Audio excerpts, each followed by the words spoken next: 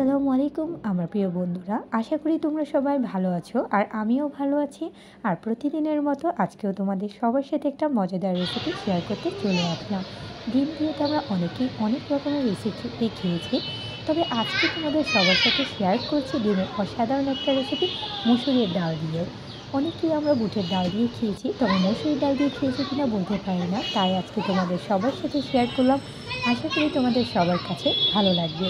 তাই ডিম দিয়ে মসুরির ডাল রান্না করার জন্য এখানে আমি আগে থেকে মসুরির ডালটা একটু ভিজিয়ে রেখেছি। এতে মসুরির ডালগুলো ভালো মতো একটু গলে যাবে, আর এতে রান্না করার সময় তাড়াতাড়ি করে ডালটা গলে যাবে। আর এখানে রান্না করার জন্য আমি এখানে প্রথমে সয়াবিন তেল দিয়ে দিচ্ছি। যেহেতু ডিম দিয়ে মসুরির ডাল রান্না করছি, তাই আমি আগে এই রেসিপিটা রান্না করার জন্য ডিমটা একটু ভেজে নিচ্ছি। এতে ডিমের দারুণ একটা ফ্লেভার আসবে রান্নাটাতে।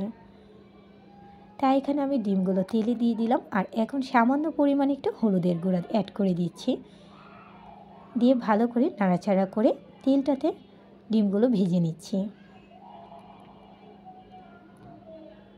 তোমরা দেখতেই পাচ্ছ আস্তে আস্তে ডিমগুলোর কালারগুলো একদমই চেঞ্জ হয়ে আসছে, দেখতে কিন্তু খুবই ভালো লাগছে। আর এই রেসিপিটাতে যদি এরকম করে ভাজা ডিম করে রেসিপিটা রান্না করা হয়, এতে কিন্তু খেতে খুবই দুর্দান্ত স্বাদ লাগবে।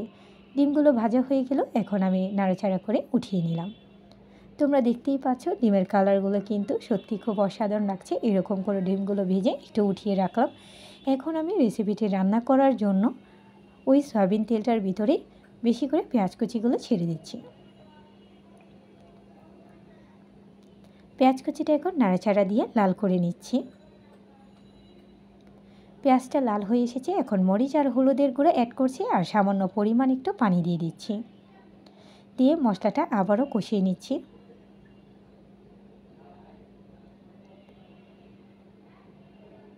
মশলাটা ভালো করে কষিয়ে নিচ্ছি, আর এখন অ্যাড করছি সামান্য একটু আদা বাটা।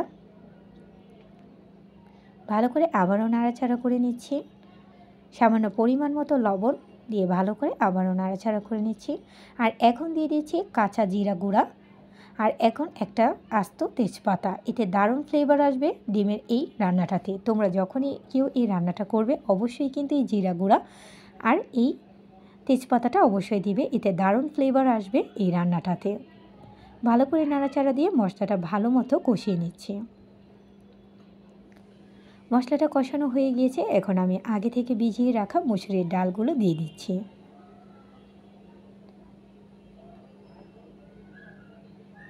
মুসুরির ডালগুলো মশলাটাতে ছেড়ে দিলাম। এখন নাড়াচাড়া দিয়ে ভালো করে মশলাগুলোর সাথে ডালগুলো ভালো করে কষিয়ে ভাজা ভাজা করে নিচ্ছি।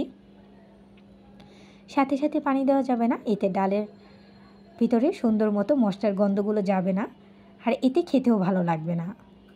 তাই ভালো করে যত ডালগুলো মশলাটাতে কষিয়ে নেওয়া হবে, তত এর ফ্লেভার কিন্তু দ্বিগুণ আসবে। তোমরা দেখতেই পাচ্ছ আস্তে আস্তে কিন্তু তেল চলে আসলো। আর এখন যেহেতু মুসুরির ডাল দিয়ে ডিমের ঝোল রান্না করব, তাই বেশি করে একটু পানি দিয়ে দিলাম। আমাদের অনেক সময় রমজান মাসে মাছ মাংস খাওয়া প্রতিদিনই সম্ভব হয় না, তাই আমরা কিন্তু এই অসাধারণ রান্নাটি রান্না করতে পারি সেহরি অথবা সন্ধ্যার জন্য। আর এখন ভাজা ডিমগুলো ছেড়ে দিচ্ছি, যেহেতু ডালটাতে বলক চলে এসেছে। ভালো করে নাড়াচাড়া করে নিচ্ছি। আমরা কিন্তু এই রান্নাটাতে একসাথে দুটোর ফ্লেভারই পেয়ে যাচ্ছি, ডালের আর ডিমের। ভালো করে নাড়াচাড়া করে নিচ্ছি ডিমগুলো।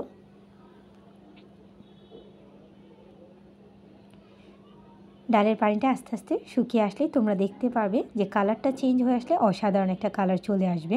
তোমরা দেখতেই পাচ্ছ দারুণ একটা কালার চলে আসছে। এই রেসিপিটা কিন্তু খেতে সত্যি অসাধারণ। তোমরা একবার হলেও বাসায় ট্রাই করবে, আশা করি তোমাদের সবার কাছে ভালো লাগবে। আর সবার শেষে একটু দিয়ে দিচ্ছি ভাজা জিরা গুঁড়া। এতে দারুণ ফ্লেভার আসবে এই রান্নাটাতে। তোমরা কিন্তু অবশ্যই মাস্ট বি এই জিরা গুঁড়াটা ইউজ করবে, এতে দারুণ লাগবে খেতে। আর আস্তে আস্তে তেল চলে আসলেই নামিয়ে নেব। আজকে এই পর্যন্ত আমার প্রিয় বন্ধুরা, আশা করি তোমাদের সবার কাছে ভালো লেগেছে এই নতুন রেসিপিটা। তোমরা একবার হলেও ট্রাই করবে, অবশ্যই লাইক কমেন্টে জানাবে। আর যারা আমাকে তোমরা সাপোর্ট করছো তাদেরকে ধন্যবাদ, আর যারা এখনও সাপোর্ট করেনি সাপোর্ট করে ফেলো আমার নিত্য নতুন ভিডিও দেখার জন্য। আল্লাহ হাফেজ।